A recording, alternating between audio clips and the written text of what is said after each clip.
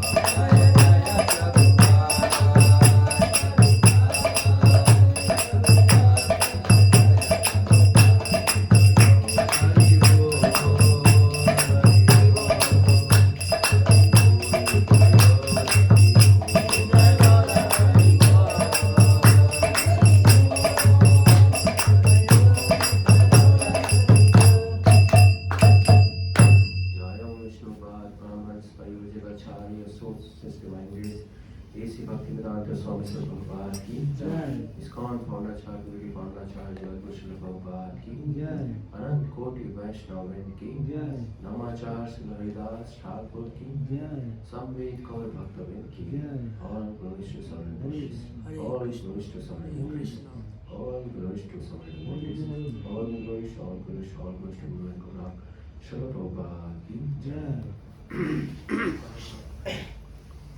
ओम नमो भगवते वासुदेवाय। ओम नमो भगवते वासुदेवाय।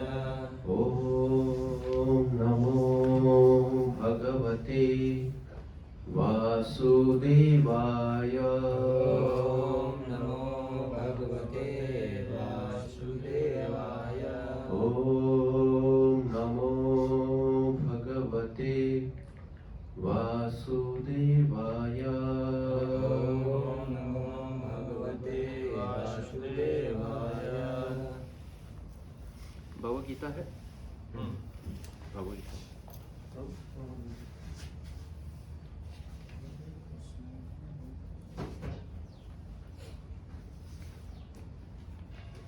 तो भागवतम पहला स्कंद अध्याय पहला श्लोक क्रमांक 5। तो सब लोग कैसे बोलेंगे पीछे?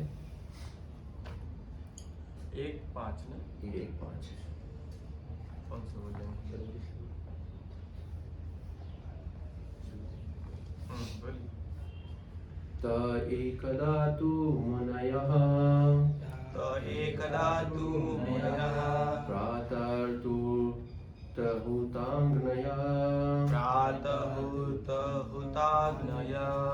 सत्कृतं सूतम् आसीनं सत्कृतं तु समासीनं सत्कृतं सूतम् आसीनं सत्कृतं सुतमासीनं प्रपञ्चुरतत्म आदरात् प्रपक्षुरिदमादरात् प्रपञ्चुरिदम् आदरात् प्रपञ्चुरिदमादरात् त एकदा तु मुनयः त एकदा तु मुनयः प्रातहुताग्नयः प्रातहुताग्नयः सत्कृतं सूतम् आसीनं सत्कृतं सुतमासीनं प्रपञ्चुरिदम् आदरात् प्रपञ्चुरिदमादरात् त एकदा तु मुनयः त एकदा तु मुनयः प्रातर्हुतहुतम्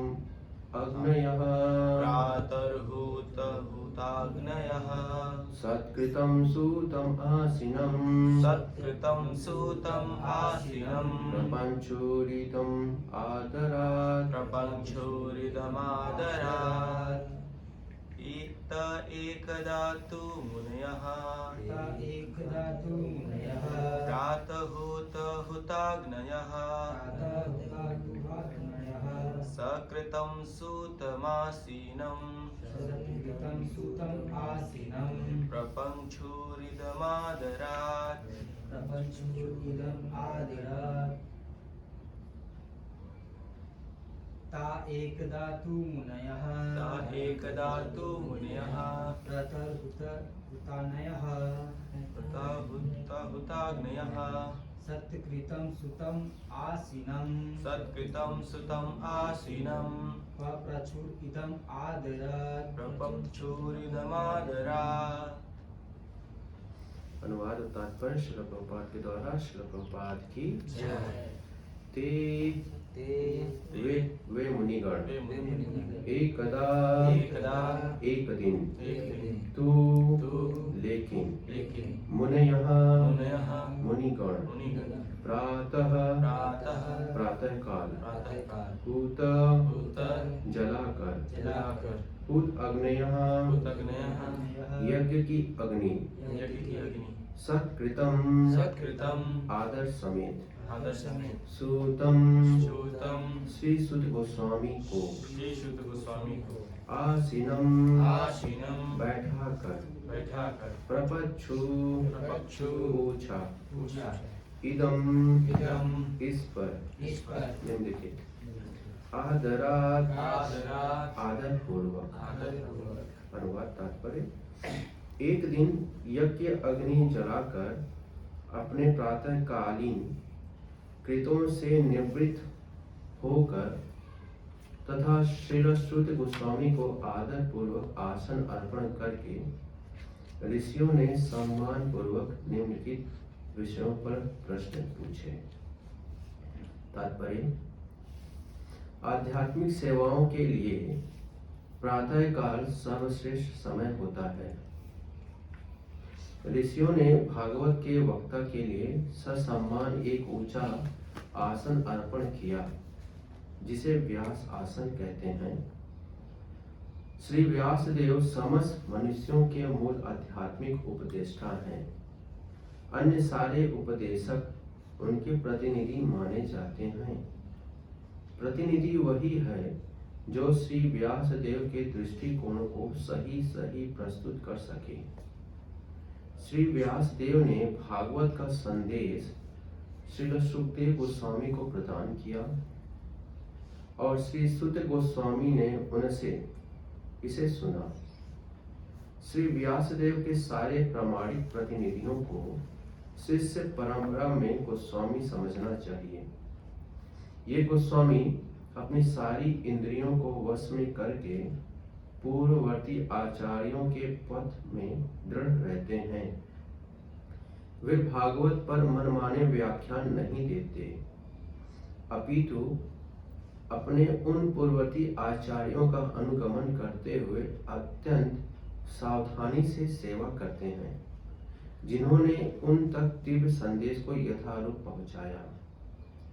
भागवत के श्रोतागण वक्ता से अर्थ स्पष्ट करने के लिए प्रश्न पूछ सकते हैं, किंतु चुनौती की भावना से ऐसा नहीं करना चाहिए।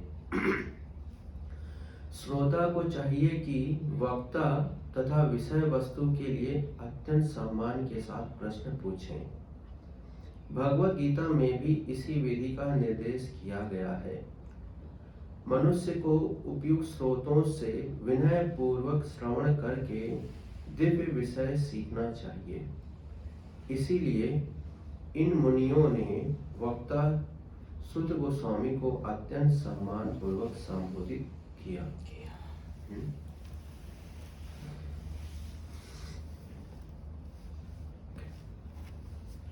ओम अज्ञानतिमिरान्धस्य ज्ञानाञ्जनशलाकया चक्षुर्मृतं येन तस्मै श्रीगुरवे नमः।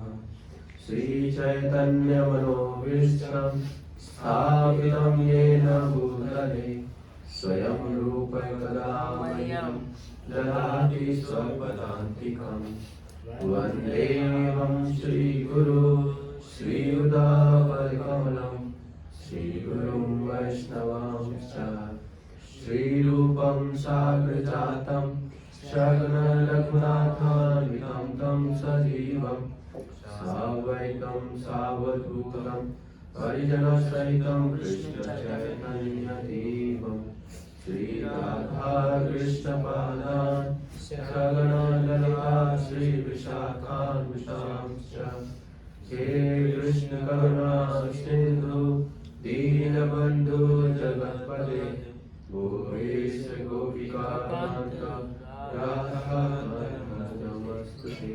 तप्तकाञ्चन गौराङ्गी राधे वृन्दावनेश्वरी विश्वभानुसुते प्रणमामि हरिप्रिये। वाञ्छाकल्पतरुभ्यश्च कृपा सिन्धुभ्यैव च पतितानां पावनेभ्यो वैष्णवेभ्यो नमो नमः। जय श्री कृष्ण चैतन्य प्रभु नित्यानंद श्री अद्वैत गदाधर श्रीवासादि गौर भक्तवृंद। हरे कृष्ण कृष्ण कृष्ण हरे हरे हरे राम राम राम हरे हरे। नमो ओम विष्णुपादाय कृष्ण पृष्ठाय भूतले श्रीमते भक्ति वेदांत स्वामी नामिने नमस्ते सरस्वते देवे गौरवाणी प्रचारिणे निर्विशेष शून्यवादी पाश्चात्यदेशधारिणे पंचतत्वात्मकं कृष्णं भक्तरूपस्वरूपकं भक्तावतारं भक्ताख्यं नमामि भक्तिशक्तिकम्।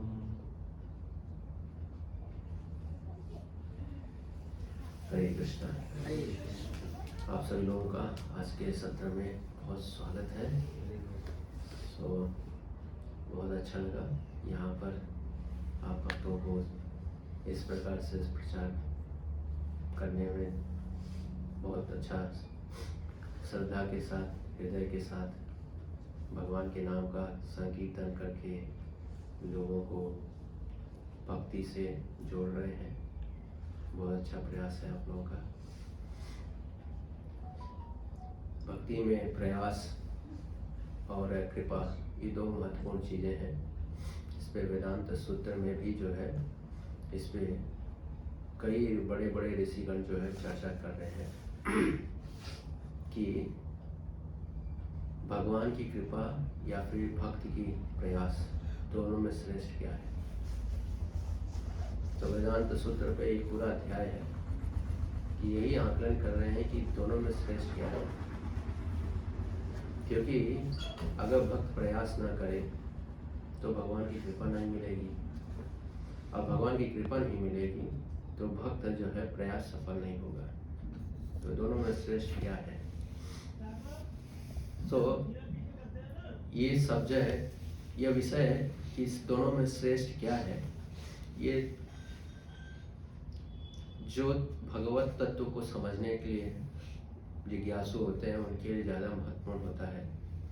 लेकिन जो भगवान के समर्पित भक्त होते हैं वो मूलतः जो है इन तत्वों को ज़्यादा विशेष ध्यान नहीं देते, क्योंकि जो भगवान के समर्पित भक्त होते हैं भगवान के मूलतः 5 रसों में जो है सेवा में लिप्त रहते हैं।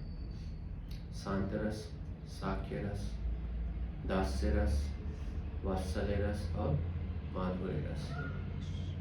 तो इस प्रकार से जब भक्त समर्पित भक्त इन रसों में भगवान की सेवा में रहते हैं तो प्रयास जो है सुपरफिशियल नहीं होता।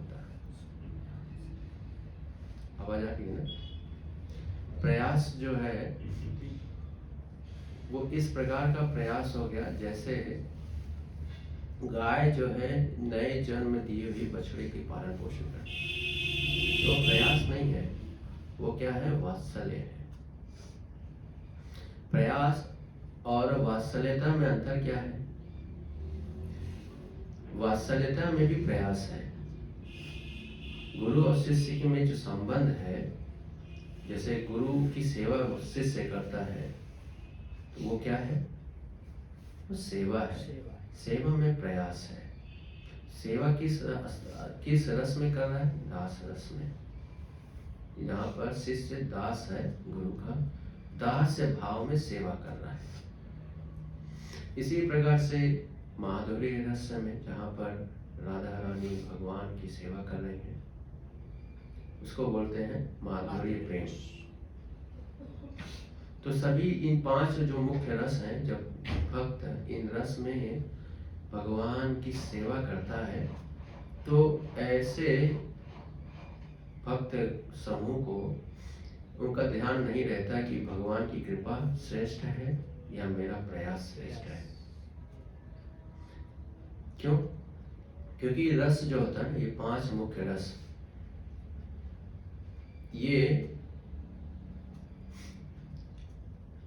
ये तत्व ज्ञान से ऊपर की चीजें हैं। जो हम भागवतम के 11वें स्कंद में हम पढ़ेंगे, जब हम 11वें स्कंद में पहुंचेंगे तो वहां पर बताया गया है भगवान की शुद्ध भक्ति जो है ज्ञान भक्ति के ऊपर है। अन्य विलासितम शून्यम ज्ञान कर्माणि अनाहुतम। तो भगवान की शुद्ध भक्ति कर्म भक्ति ज्ञान भक्ति से ऊपर है। तो ये ज्ञान भक्ति क्या है, जहाँ पर ज्ञान अर्जन करना मुख्य लक्ष्य होता है। और कर्म मिश्र भक्ति क्या होता है? जहाँ पर व्यक्ति अपने स्वभाव के अनुसार भगवान की सेवा में लिप्त रहना चाहता है। सेवा ना मिले विचलित हो जाता है, सेवा मिलना चाहिए, तो इसे बोलते हैं कर्म मिश्र भक्ति। यहाँ पर व्यक्ति अपने स्वभाव से मुक्त नहीं हुआ है, तो व्यक्ति को उसके स्वभाव के अनुसार सेवा मिलना आवश्यक होता है। उदाहरण के लिए अगर किसी का एक स्वभाव है व्यापार, तो व्यापारी वृत्ति का व्यक्ति को भगवान की सेवा में लगेगा तो वो ऐसा ही सेवा पसंद करेगा जिसमें व्यापारिक मनोवृत्ति उसकी तुष्ट हो, उसी प्रकार की सेवा वो कर पाएगा। तो भगवान की जो शुद्ध भक्ति होती है ज्ञान मिश्र और कर्म मिश्रित, इनसे बाहर जो है वो शुद्ध भक्ति है। और मूलतः वो जो है रस में प्रभावित, कौन से रस? ये 5 जो रस होते हैं। कोई बात नहीं, तो गाड़ी जानी है तो चलाना ही पड़ेगा। चेक करना तो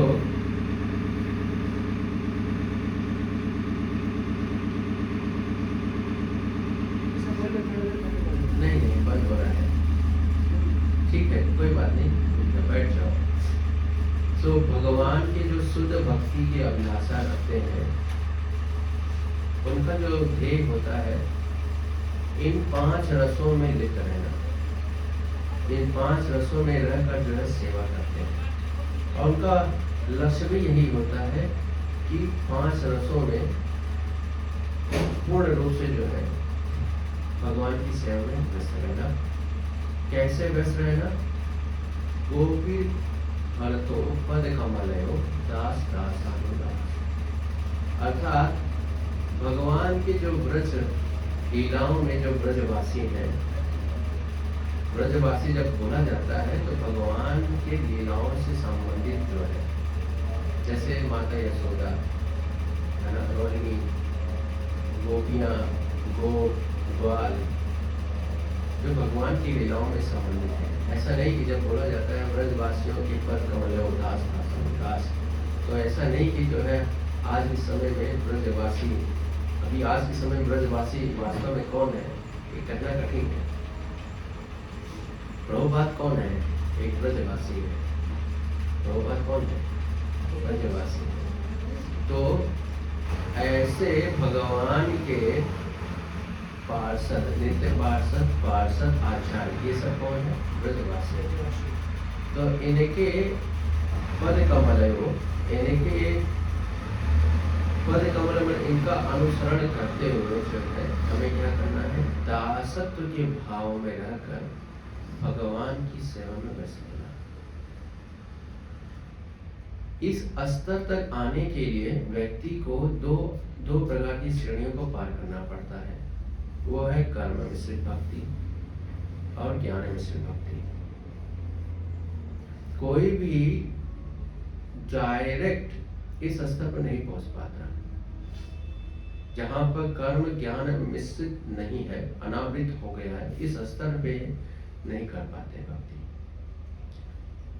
इसीलिए जब कोई सुपरफिशियल तरीके से ये प्रयास करता है कि गोपी पद कमल दास दासानुदास, तो ज्यादा समय वो नहीं कर पाते। क्यों? क्योंकि उनकी अभी प्रवृत्ति जो है शुद्ध नहीं हुई है। अभी उनकी प्रवृत्ति में बहुत सारे दोष हैं। क्या दोष है? दृष्टि दोष है। दृष्टि दोष क्या होता है कि जिस प्रकार की कक्षा में बैठ रहे हैं उस प्रकार की दृष्टिकोण होनी चाहिए। 12वीं कक्षा का बच्चा है तो उसकी दृष्टिकोण जो है क्या होनी चाहिए? 12वीं के स्तर का। 12वीं कक्षा में बैठ गया है लेकिन 5वीं में पास नहीं है तो क्या होगा? क्लास में बहुत मेहनत करेगा लेकिन फेल होगा। कितनी बार फेल होगा? हमेशा फेल होगा। क्योंकि अभी उसे 5वीं का ज्ञान नहीं है, 6वीं का ज्ञान नहीं है, 7वीं का नहीं है, है ना। तो 12वीं का ज्ञान उसे मैथमेटिक्स समझ नहीं है ना, कैलकुलस होता है ना 12वीं में।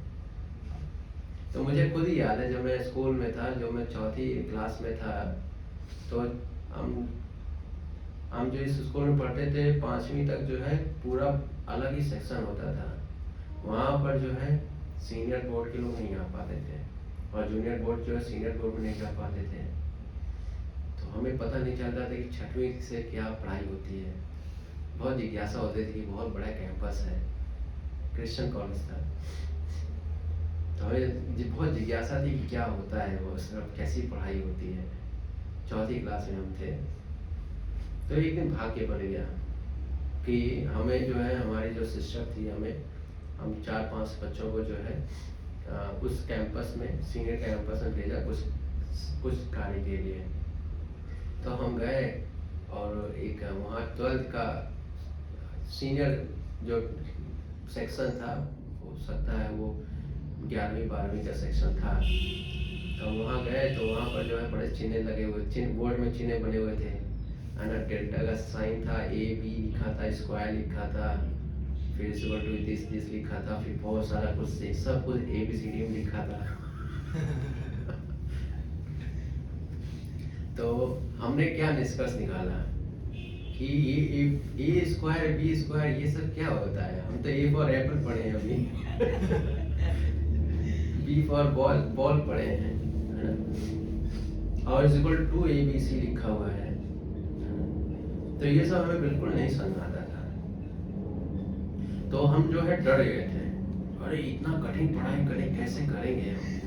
अभी तो हम तो जो हम मैथमेटिक्स हम पढ़ रहे हैं इसमें तो सीधा सीधा है। हमें ये भी याद है जब हम 2री से 3री कक्षा में गए थे तो हम मैथमेटिक्स में अपने आप को बहुत घमंडी समझते थे, कुछ भी हो गणित में हम सॉल्व कर देंगे। तो जब अगली कक्षा में गए तो 2 - 5 मैथमेटिक्स हमें आ गया, है ना।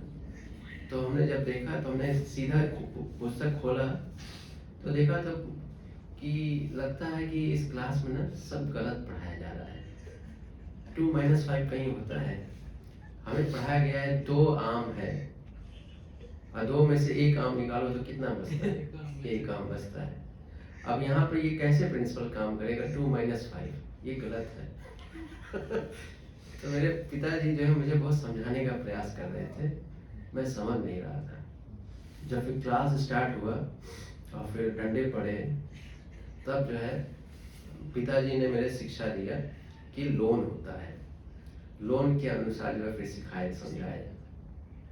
तो कहने का तात्पर्य है कि जिस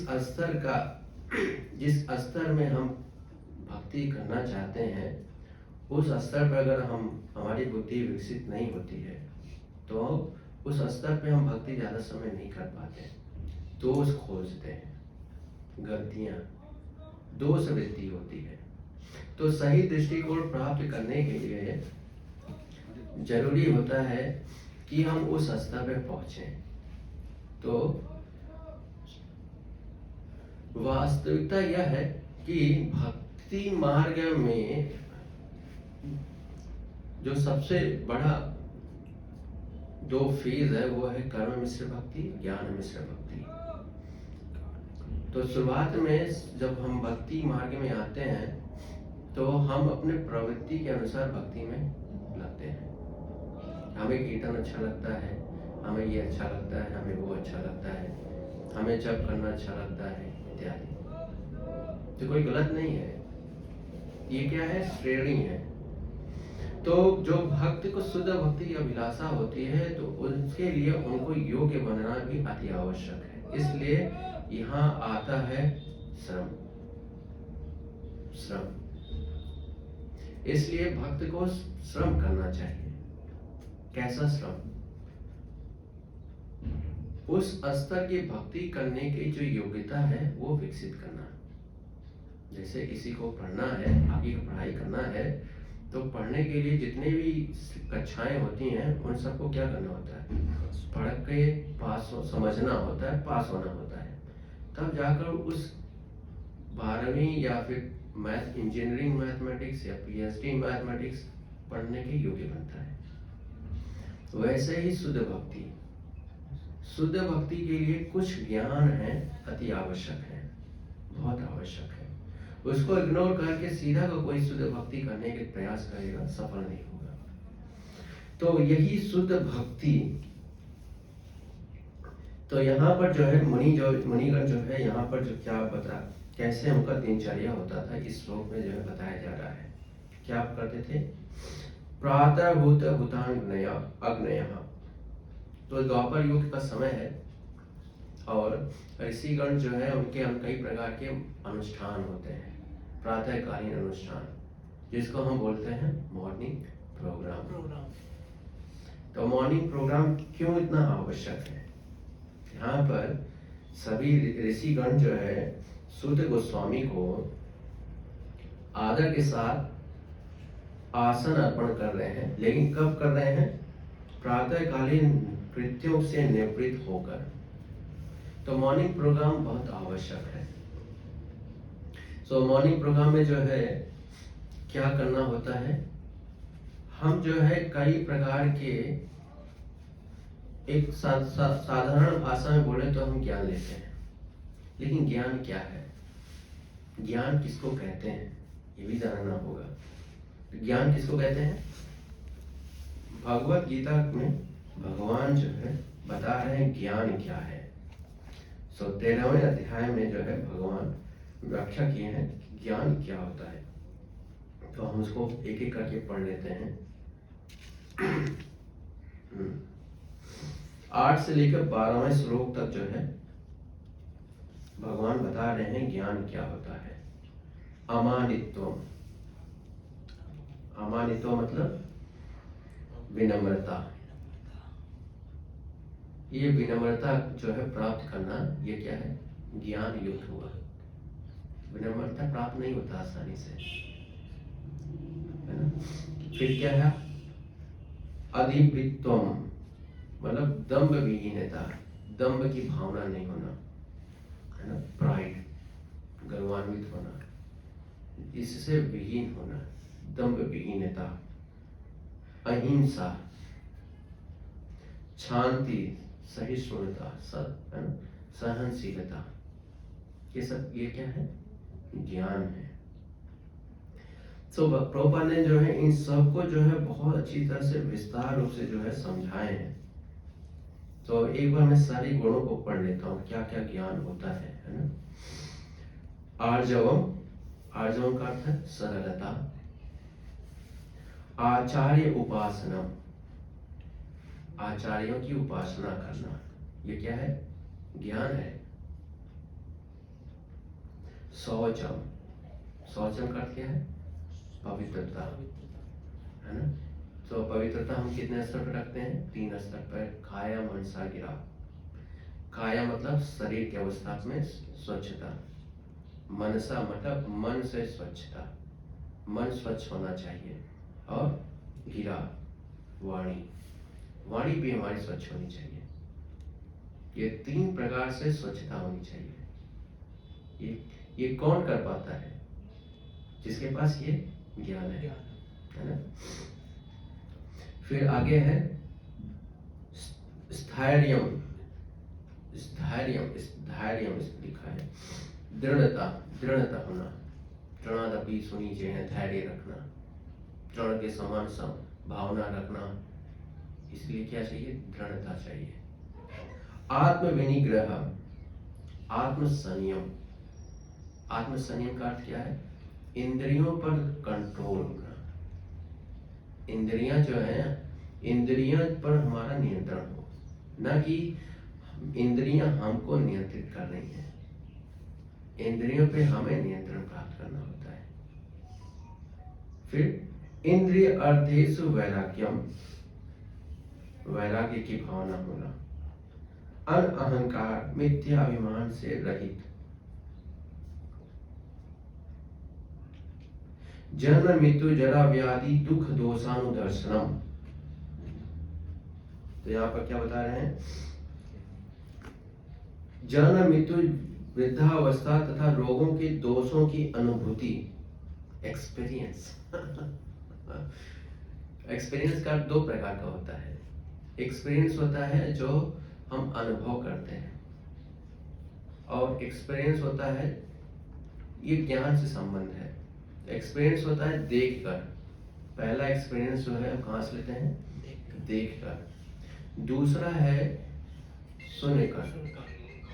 वैसे पहला जो श्रेष्ठ इसमें जो है सुनकर है कि जन्म मृत्यु जरा व्याधि कुछ होता है।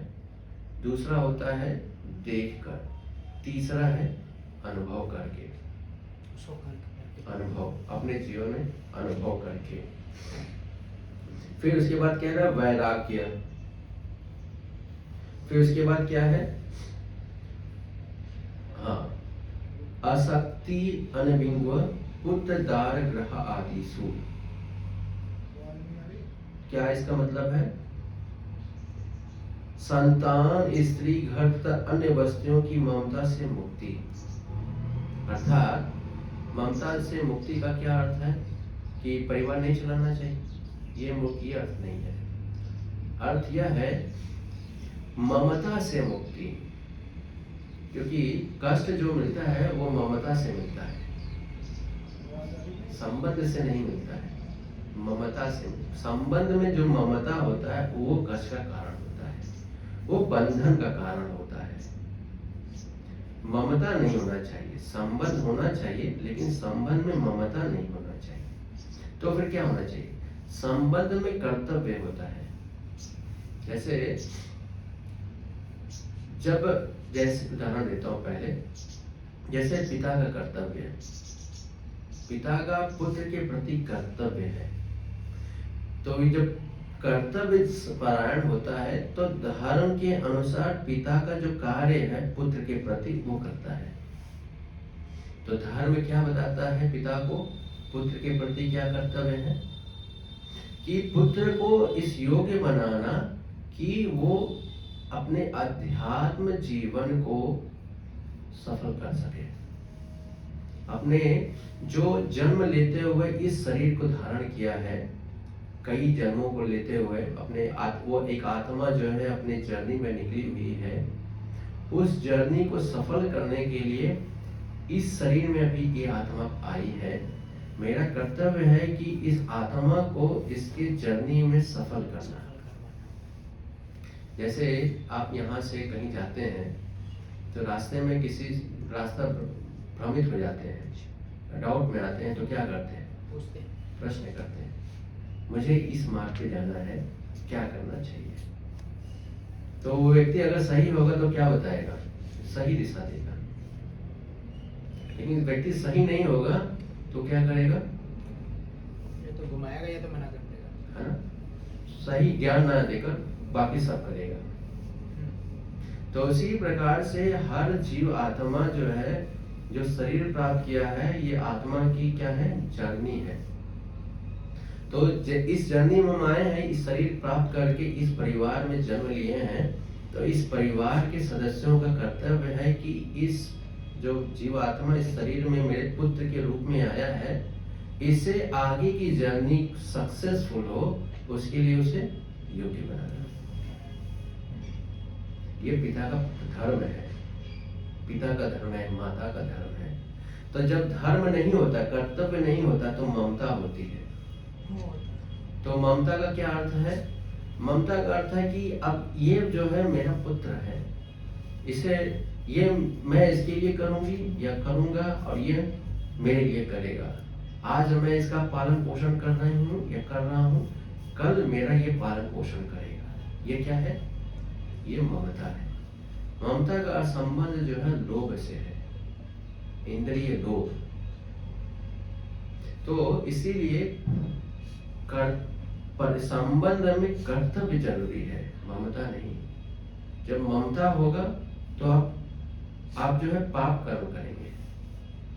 किसी के आध्यात्मिक प्रगति में बाधा उत्पन्न करना, इसको हिंसा बोलते हैं। इसी आगे पढ़ेंगे अहिंसा की परिभाषा क्या है। तो प्रभुपाद बता रहे हैं, किसी व्यक्ति की, किसी भी जीवात्मा की आध्यात्मिक प्रगति में कोई भी विघ्न अगर हम डाल रहे हैं तो वो क्या है? हिंसा है। वायलेंस है। तो कोई भी व्यक्ति अर्थात इवन जो हमारे संबंधी हैं उनके भी आध्यात्मिक प्रगति में अगर हम बाधा उत्पन्न कर रहे हैं तो क्या कर रहे हैं? हिंसा कर रहे हैं। तो इसीलिए कर्तव्य परायण होना है, ममता नहीं। ममता से मुक्त होंगे तभी जो है हम कर्तव्य परायण होंगे। उसी प्रकार से पुत्र का भी कर्तव्य है अपने परिवारों के प्रति। क्या कर्तव्य है कि जिस जर्नी में मैं जा रहा हूं वैसे ये भी इस जर्नी में जा रहे हैं और इनको हमारी आवश्यकता है। क्या आवश्यकता है? इनको हमारी आवश्यकता है इस सहयोग की, कि इनकी भी आध्यात्मिक जर्नी है, ये हमसे जर्नी में आगे हैं, तो इनको सहयोग करना कि ये भी भगवान की, इनकी जो जर्नी है भगवान को प्राप्त करने की, उसमें जो है जिस चीज की उनको आवश्यकता पड़ रही है वो आवश्यकता पूरा करना चाहिए। तो इस प्रकार से जब संबंध जो है कर्तव्य से युक्त होता है तो वो परिवार, वो समाज कृष्ण कॉन्शियस होता है। लेकिन जिस संबंध में कर्तव्य ना होकर ममता होता है तो वहां पर जो है एक जीव दूसरे जीव को जो है अपने निजी स्वार्थ हेतु जो है उनका शोषण करता है और वो संबंध ज्यादा समय नहीं चलता। इसीलिए एक सफल संबंध, एक सफल परिवार तब कहलाता है जब वो हम उस परिवार में प्रत्येक सदस्य अपने कर्तव्य के प्रति जागरूक है।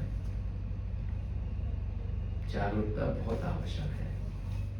तो यहाँ पर भगवान बता रहे हैं संतान, स्त्री, घर तथा अन्य वस्तुओं की ममता से मुक्ति।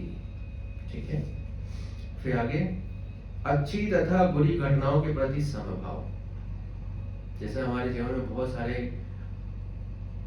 बुरी घटनाएं होती हैं और अच्छी घटनाएं भी होती हैं, तो इन सबके प्रति समभाव रखना आसान नहीं है। कौन रख पाएगा? जिसके पास भगवान के द्वारा दी गई ये शिक्षाएं हैं वही कर पाएगा। तो समभाव रखना है। आपके साथ बहुत अच्छा हुआ तो बहुत खुश होते हैं, बहुत बुरा हुआ तो मान छूट जाता है ना? तो ये दर्शाता है कि अभी हम अज्ञानी हैं। तो हमें जो है ज्ञान युक्त होना है। क्या है? यही ज्ञान है।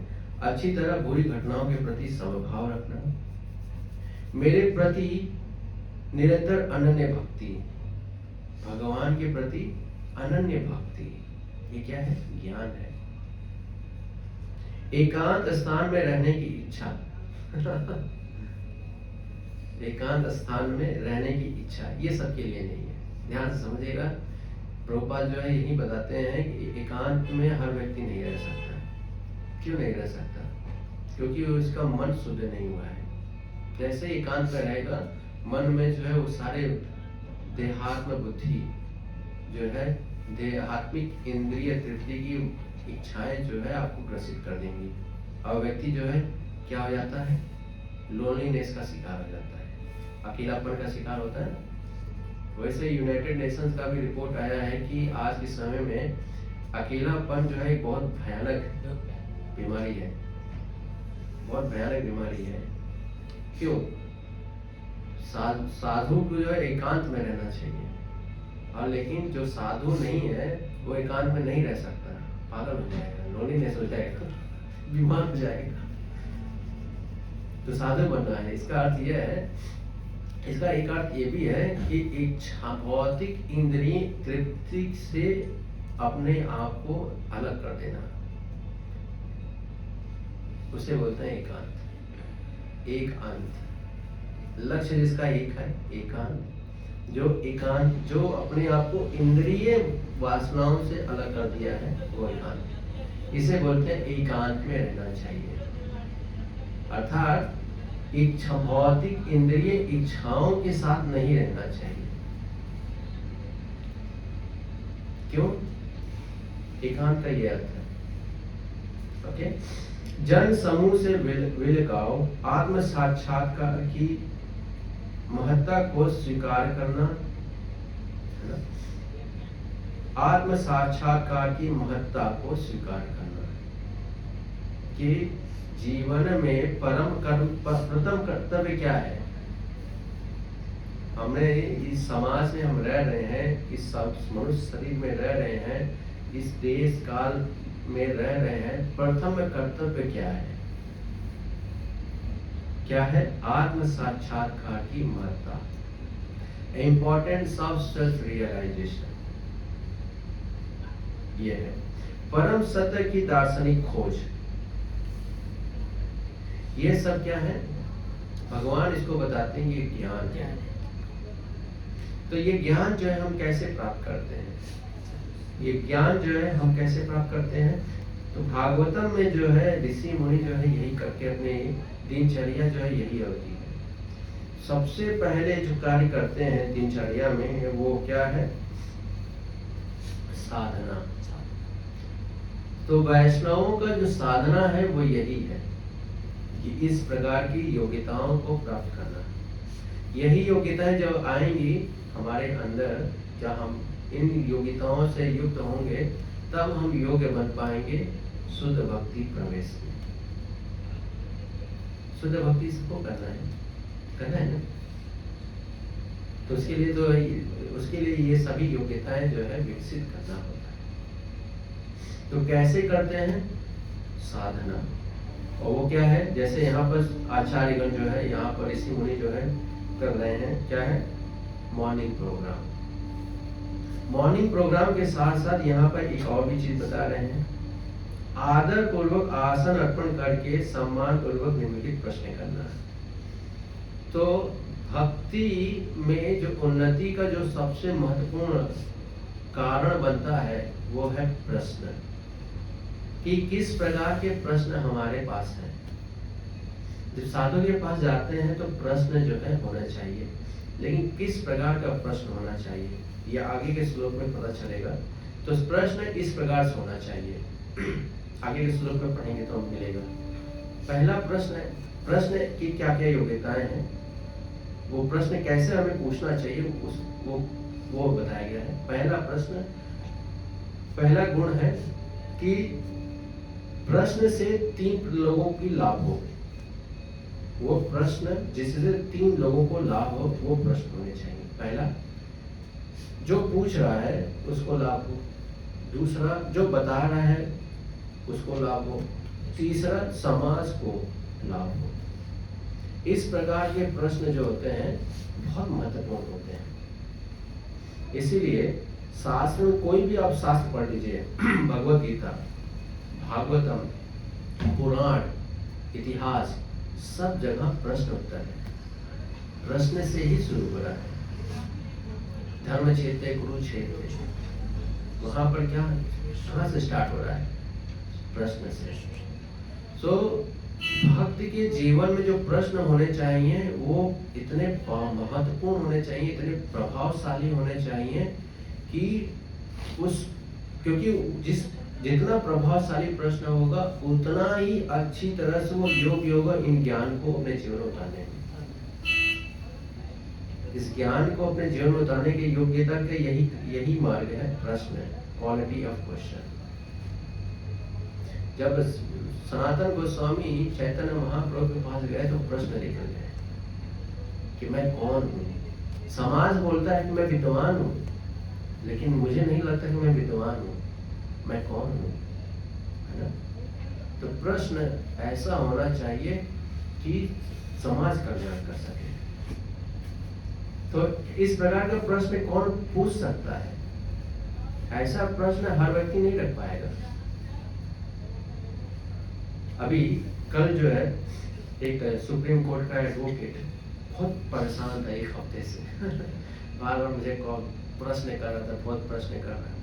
मैंने कॉल किया, तो कॉल में जो है वो यही कर रहा है, प्रश्न कर रहा है, ऐसा कोई मिलेनियर बताइए जिसने 16 माला जप करके मिलेनियर बना हुआ। तो इतने क्रोध में था वो, उसका क्रोध में व्यक्ति क्या होता है, कुछ समझ में नहीं आता उसे ना, उसे सिर्फ क्रोध ही समझ में आता है। मैं कहा इस ऐसे प्रश्नों का उत्तर जो है मेरे पास नहीं है। थोड़ा चर्चा हुआ, कंक्लूजन पे मैं ये आया कि ऐसे प्रश्नों का उत्तर मेरे पास नहीं है, मैं योग्य नहीं हूँ ऐसे प्रश्नों का उत्तर देने के लिए। तो उसने सीधा बोला, किसका मतलब यू आर अनक्वालिफाइड। मैंने कहा yes I am very unqualified. उसने फ़ोन डिस्कनेक्ट कर दिया। मैंने कहा ठीक है, क्योंकि कोई अगर भगवान का जप कर रहा है और चाह रहा है कि जो है मिलेनियर बन जाऊं भगवान के जप कर, तो भगवान का नाम जो है इसके लिए नहीं है। इसके लिए जो अन्य देवी देवताओं को उपासना करना चाहिए, है ना। लेकिन वो व्यक्ति इतना क्रोध में था कि बिल्कुल सुनने के लिए तैयार नहीं था। तो हम भी सुनाने के लिए तैयार नहीं थे। तो उसमें जिस प्रकार के प्रश्न थे उस प्रकार की हमारी भावना नहीं थी। तो इसलिए अच्छा प्रश्न कौन रख सकता है? अच्छा प्रश्न वही रख पाएगा जो आत्म साक्षात्कार के लिए, यहाँ पर बताया गया है, महत्व को स्वीकार करता हो। सेल्फ रियलाइजेशन की इंपॉर्टेंस को जो समझ रहा है वही अच्छा प्रश्न कर सकता है। बाकी जो जिस स्तर पर ग्रसित है, जैसे कोई धन से परेशान है, धन नहीं मिल रहा है, तो उसके प्रश्न क्या होंगे? धन, कैसे मैं धनाधन हो जाऊं, उसके यही प्रश्न होंगे। कोई दुख से बंधा हुआ है तो वो यही प्रश्न करेगा, कैसे मैं दुख से निकल जाऊं, है ना। तो अच्छा प्रश्न कौन पूछ सकता है? जो आत्म साक्षात्कार की इंपॉर्टेंस को, महत्ता को समझ रहा है, वही अच्छा प्रश्न कर सकता है। तो इसलिए ये इस प्रकार की योग्यता रखने के लिए जो है हमें हमारी जो अनुष्ठान है, उदाहरण के लिए जो साधना है हमारी, वो साधना में हमें युक्त होना चाहिए। तब जाकर जो है हम जो है अपनी भक्ति के में प्रगति के जो योग्यताएं हैं वो बना कर रख पाएंगे। और ये योग्यताएं ऐसा नहीं है कि जो है एक बार हम पास हो गए, 6वीं में चले गए। भक्ति ऐसा नहीं है। भक्ति में जो योग्यताएं हैं वो बहुत डायनामिक है। अर्थात कि आप जो है, मान लीजिए आप जो है भक्ति के 4थे श्रेणी तक पहुंच गए, इसका अर्थ ये नहीं कि आप हमेशा 4थे श्रेणी पे ही रहेंगे। जैसे ही भक्ति से संबंधित कोई अपराध होंगे, तुरंत ही जो है हम भक्ति के उस श्रेणी से जो है नीचे की ओर आएंगे, जैसे कि अपराध। तो इसलिए अपराध से हमें बचना चाहिए। कई प्रकार के अपराध है, नाम अपराध, वैष्णव अपराध, सेवा अपराध, धाम अपराध। अपराध की कमी नहीं है। तो व्यक्ति जो है भक्ति में जितना उन्नत होता है, अपराध की भावना उतना ही कम होती जाती है। ये अपराध जो ज्यादातर एक्सीडेंट जो है, अपराध जो है निम्न स्तर पे ही होते हैं। तो जैसे ही व्यक्ति ज्ञान मिश्र भक्ति, कर्म मिश्र भक्ति से बाहर निकलना शुरू होता है, आवरण को भेदता है, अपराध की भावना जो है खत्म होती जाती है और उसका भक्ति जो है और नेचुरल और स्पॉन्टेनियस होने लगती है, जिसको बोलते हैं भाव भक्ति। तो ये कैसे, इन सब का फाउंडेशन क्या है? ये फाउंडेशन है प्रोग्राम, साधना। क्या है? अभी हमने यहाँ पर लिखा था, सत्कृतम सूतम आसीनम। सत्कृतम, है ना। तो हमारी सारी भक्ति का उन्नति जो है हमारी साधना पर है। साधना क्या है? जो आचार्यों ने हमें दिया है। जैसे उदाहरण के लिए सुबह उठकर जब साधना इत्यादि, फिर इसके बाद श्रवण करना, शास्त्र अध्ययन करना, भगवान की सेवाएं करना, ये सभी ये हमारी साधना है। तो हम जितना अच्छी तरह साधना करेंगे और इन ज्ञान से युक्त होने की इच्छा रखेंगे, ये ज्ञान हमारे अंदर विकसित हो, तो फिर हम जो है धीरे धीरे जो है भगवान की शुद्ध भक्ति में हम प्रवेश कर जाएंगे। अन्यथा जब तक कर्म मिश्र भक्ति करेंगे, ज्ञान मिश्र भक्ति करेंगे, तो उनके जो कॉन्सिक्वेंसेस हैं, अर्थात जो उनके प्रतिरूप लक्षण जो होंगे, वो हमें वो हमें जो है सहना करना पड़ेगा। जैसे कर्म मिश्र भक्ति करते हैं तो कर्म की जो है प्रतिक्रिया तो मिलेंगे ही, कि जो भी भौतिक इच्छाएं होंगी उसका प्रतिक्रिया हमें मिलेगा। वो क्या होगा, अनेक प्रकार से अलग अलग रूपों में आपको जो है कष्ट, व्यवधान, ऑब्स्टेकल्स ये मिलेंगे।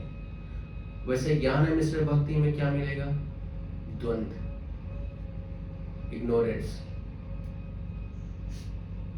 द्वंद्व मिलेगा। यहाँ पर ये पढ़ा, वहां पर ये पढ़ा, वहां ये पढ़ा, वो क्या पढ़ना है, क्या सही है, मैं कौन हूं। यही प्रश्न को अगर आप अलग अलग शास्त्रों में जाओगे आपको एक ही उत्तर मिलेगा, लेकिन अलग अलग रूप में मिलेगा। कहीं पर आपको सुनने को मिलेगा निर्विशेषवाद हुआ, निर्विशेष शून्य हुआ, ब्रह्मवाद हुआ, है ना। तो इसीलिए शुद्ध भक्ति तक पहुंचने के लिए जो आवश्यक है गुरु क्या है, यहाँ पर अभी हमने पढ़ा था आचार्योपासना, आचार्योपासना, आचार्यों की आश्रय लेना। तो कौन से आचार्य की आश्रय लेना, तो इसके लिए जो है जिस प्रकार की हमारी सुकृति होगी उस प्रकार का आचार्य हमारे जीवन में हमें प्राप्त होगा। ध्यान से समझिएगा, जिस प्रकार की हमारी सुकृति होगी उस प्रकार के आचार्य हमारे जीवन में प्राप्त होंगे। भगवान की कृपा से, भगवान की कृपा से हमें आचार्य मिलेंगे।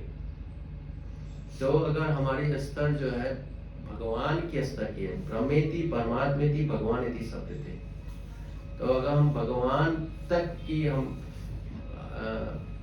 हमारी सुकृतियां हैं, भक्ति युक्त सुकृतियां हैं, तो भगवान की कृपा से ऐसे आचार्य हमें मिलेंगे जो भक्ति मार्ग में हमें आगे ले जाएंगे। लेकिन अगर हमारी दशा जो है ना ब्रह्मेति के स्तर की है, तो ऐसे आचार्य मिलेंगे जो हमें ब्रह्म ज्ञान देंगे, बताएंगे कि आप शून्य हैं, आप ब्रह्म हैं, कोई रूप नहीं है, कोई आकार नहीं है। इस प्रकार के आचार्य मिलेंगे। ये तीनों अपने अपने स्तर के हैं। तीन भगवान का साक्षात्कार इन तीन प्रकार से होता है। तो हम जो है गौड़ीय वैष्णव, गौड़ीय मध्वा गौड़ी संप्रदाय से दीक्षित हैं। इसका अर्थ है कि जो है हम जो है भगवान को उनके रूप के स्तर का संबंध जो है वो प्राप्त करने के लिए जो हमें गुरु जो प्राप्त हुए हैं, तो इनके संरक्षण में, इनके मार्गदर्शन में जो है हमें आचार्य उपासना के सिद्धांतों का पालन करके अपने जीवन को सफल करना चाहिए। तो ये सभी ज्ञान जो है, इस किसी भी एक ज्ञान को अगर हम इग्नोर करेंगे, जैसे किडनी अगर निकाल दें तो शरीर जो है डिसफंक्शन हो जाएगा। तो वैसे ये ज्ञान, जितने भी ज्ञान है, ये कितने 24 है, शायद 24 या 26 है, इनको जो इग्नोर नहीं कर सकते। तो पूरे साधना में यही लक्ष्य होता है। ये जो है बेसिक, ये जो है प्रीलिमिनरी स्टेज है जो हमें इसे प्राप्त करना आवश्यक है। इसलिए हमें जो है इन सब चीजों को इग्नोर नहीं करना चाहिए। ठीक है। हरे कृष्णा कृष्णा कृष्णा हरे हरे, हरे राम राम राम राम हरे हरे। किसी का कोई प्रश्न है?